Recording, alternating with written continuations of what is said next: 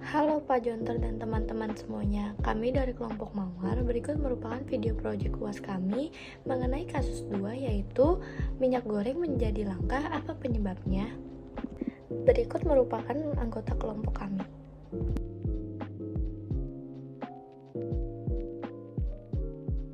Jadi soal nomor 1 yaitu dapat mengkategorikan klaim-klaim yang terkandung dalam kasus. Yang pertama, klaim subjektif. Faktor kelangkaan minyak goreng karena terdapatnya aksi borong massal dalam rangka mencari keuntungan dan banyak para produsen yang lebih memilih menjualnya ke luar negeri. Lalu selanjutnya, klaim nilai preskriptif, yaitu di sisi lain dia mengatakan asosiasinya mengusulkan kepada pemerintah untuk melaba beli minyak goreng murah hasil domestic market obligation (DMO) dengan tanda harga eceran tertinggi (HET) pada badan kemasan. Langkah itu dilakukan untuk mengurangi praktik penimbunan yang dilakukan sebagian distributor nakal. Dengan mencantumkan HET, maka masyarakat akan ikut mengawasi pasokan minyak goreng murah itu. Termasuk ke dalam kategori klaim nilai, yaitu penyebab langkanya minyak goreng karena kenaikan harga minyak sawit mentah dalam skala global yang sangat berpengaruh terhadap kenaikan harga minyak goreng di pasaran. Klaim tersebut dapat dikategorikan sebagai klaim nilai karena bersifat mengarahkan atau menunjukkan apa yang seharusnya. Selanjutnya termasuk dalam klaim faktual, yaitu minyak goreng menjadi salah satu bahan pokok yang masyarakat butuhkan sehari-hari.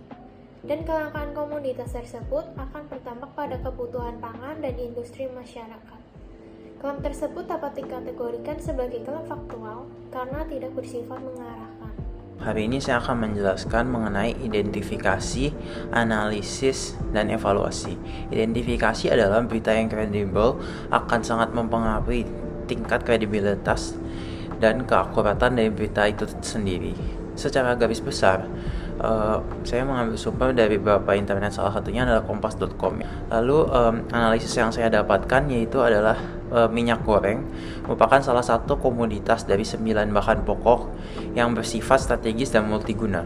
Lalu, kedua sifat tersebut membuat minyak goreng menjadi salah satu komoditas yang memiliki peranan penting dalam perekonomian Indonesia. Harga minyak goreng beberapa tahun ini itu selalu mengalami peningkatan setiap tahunnya. Peningkatan tersebut itu adalah peningkatan yang cukup tinggi. Hal ini juga disebabkan oleh meningkatnya harga CPO dunia yang ikut memicu peningkatan harga CPO domestik dan jumlah persediaan CPO untuk pasar domestik.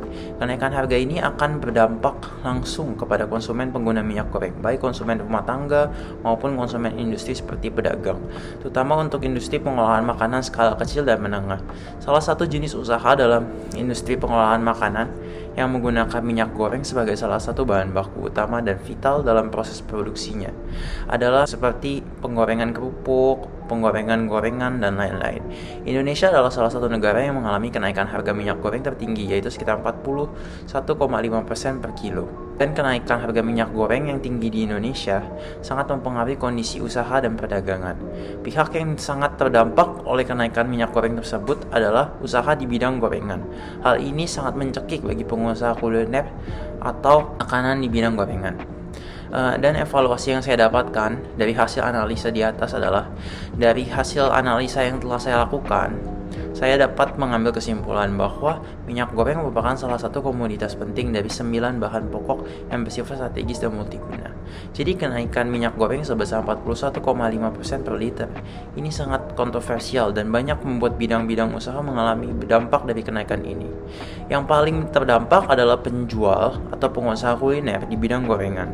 Indonesia sangat terdampak atas kenaikan minyak goreng ini karena banyak sekali pedagang kuliner Indonesia yang memasak menggunakan minyak goreng, dan kenaikan harga ini membuat penjual makanan yang membutuhkan minyak goreng merasa tercekik sekali. Nomor 3, yaitu menulis argumen sesuai kasus yang diberikan dan counter argumen dari kasus yang diberikan. Argumen utama, argumen induktif. Setelah mengetahui distributor menahan pasokan minyak goreng hasil dari DMO atau Domestic Market Obligation yang dapat menyebabkan harga komoditas strategis ini bertahan, maka Menteri Perdagangan Muhammad Lutfi pun geram. Lutfi menjelaskan bahwa motif dari menahankan pasokan tersebut dikarenakan spekulasi bahwa pemerintah akan mencabut ketentuan harga eceran tertinggi minyak goreng dikarenakan harga minyak goreng nabati di pasar dunia meningkat sejak awal tahun ini. Lalu counter argumen ini.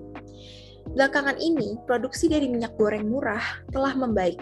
Untuk menekan gejolak harga di kehidupan masyarakat, maka diproduksikanlah minyak goreng murah. Akan tetapi, tidak bisa dikatakan sangat stabil tentang harga produksi minyak goreng murah ini. Selanjutnya, poin keempat, membuat 5 pola deduktif spesifik berdasarkan kasus yang diberikan. Argumen pola deduktif spesifik melihat dari hal-hal yang bersifat umum atau general ke hal-hal yang bersifat khusus atau partikular. Arah gerakan argumen deduktif itu dari premis ke kesimpulan. Berikut merupakan 5 pola deduktif spesifik berdasarkan kasus 2, minyak goreng menjadi langka, apa penyebabnya? Pertama, argumen pola deduktif silogisme kategoris. Keterbatasan pasokan minyak goreng itu juga terjadi di sebagian wilayah Jabodetabek. Jakarta merupakan salah satu wilayah Jabodetabek. Jadi, Jakarta mengalami keterbatasan pasokan minyak goreng. 2. Argumen pola deduktif silogisme disjungtif. Mereka itu sekarang sedang mencari untung dalam kesempitan. Mereka ingin agar pemerintah mencabut HET, padahal HET ini mengurangi praktik penimbunan. Pemerintah akan tindak tegas jika tetap menahan pasokan minyak goreng. Jadi, pemerintah tidak akan mencabut ketentuan HET minyak goreng.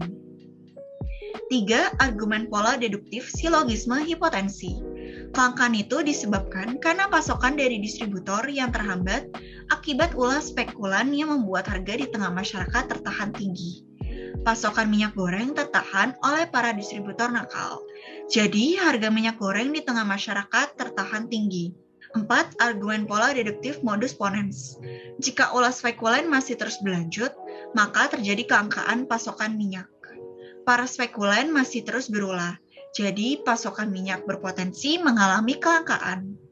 5. Argumen pola deduktif modus tollens. Jika distributor menahan pasokan minyak, maka harga minyak goreng tidak akan pulih di tengah masyarakat. Ternyata harga minyak goreng kembali pulih, maka distributor tidak akan menahan pasokan minyak. Dia menggunakan penalaran kausalitas. Bertolak dari pengetahuan tentang sebab akibat atau sebaliknya, dari pengetahuan tentang suatu akibat ke pengetahuan tentang suatu sebab. Contoh argumen induktif spesifiknya yang dapat saya berikan adalah kelangkaan minyak goreng dan persediaan mulai menipis. Jadi persediaan minyak goreng saat ini dapat disimpulkan bahwa adanya pasokan dari distribusi terhambat karena ulah dari beberapa oknum yang membuat harga jual minyak goreng menjadi melonjak tinggi. Lalu yang terakhir adalah kesesatan berpikir informal yang terdapat pada kasus minyak goreng menjadi langka, apa penyebabnya? Nah, seperti yang kita tahu, kesesatan informal adalah sebuah kekeliruan yang sering terjadi akibat kekacauan denotasi maupun konotasi term-term yang dipakai karena asumsi yang salah atas fakta atau realitas yang ada. Nah, kesesatan informal ini biasa bisa disebut sebagai kesesatan bahasa yang juga memiliki 3 klasifikasi pokok, yaitu kesesatan ambiguitas yang merupakan kata atau frasa yang bersifat ambigu dalam sebuah argumen, yang kedua adalah kesesatan relevansi, dan yang ketiga adalah kesesatan presumsi. Nah, dalam kasus minyak goreng ini kami menemukan beberapa kesesatan relevansi, yaitu yang pertama adalah argumentum ad baculum yang digunakan untuk memaksa orang untuk menerima sebuah pendapat atau opini kita. Argumen ini biasa sering dipakai ketika bukti atau argumen rasional tidak cukup kuat. Seperti contohnya dalam kasus ini terdapat kutipan di bawah sini. Nah, seperti yang kita tahu, kasus langkanya minyak goreng ini disebabkan oleh pasokan yang terhambat oleh distributor. Hal ini pun kemudian ditindak oleh Menteri Perdagangan untuk mengeluarkan pasokan minyak tersebut. Menteri Perdagangan ini menggunakan argumentum ad baculum karena ia memaksa sang distributor, seperti kalimat yang mengatakan kalau mereka tidak keluarkan maka akan kami tindak tegas. Nah, kalimat ini pun bersifat mengancam. Kemudian yang kedua adalah ignoratio elenchi, yang adalah kesimpulan tidak relevan atau argumen yang meleset. Nah, argumen ini biasa terjadi ketika terdapat sebuah argumen yang ingin menyatakan sesuatu, namun malah terpleset menjadi kesimpulan yang berbeda. Dalam kasus ini bisa dilihat dalam kutipan di bawah sini. Nah, dalam hal ini, Menteri Perdagangan ingin memberantas distributor minyak agar menjadi tidak langka. Namun, dengan membantas distributor, maka pemasukan minyak pun bisa berkurang, yang termasuk kepada ignoratio elenchi. Kesimpulan yang dibuat oleh Menteri Perdagangan pun menjadi meleset. Dengan begitu, sekian analisa kasus minyak goreng menjadi langka oleh kelompok kami. Kami kelompok Mawar undur diri. Terima kasih.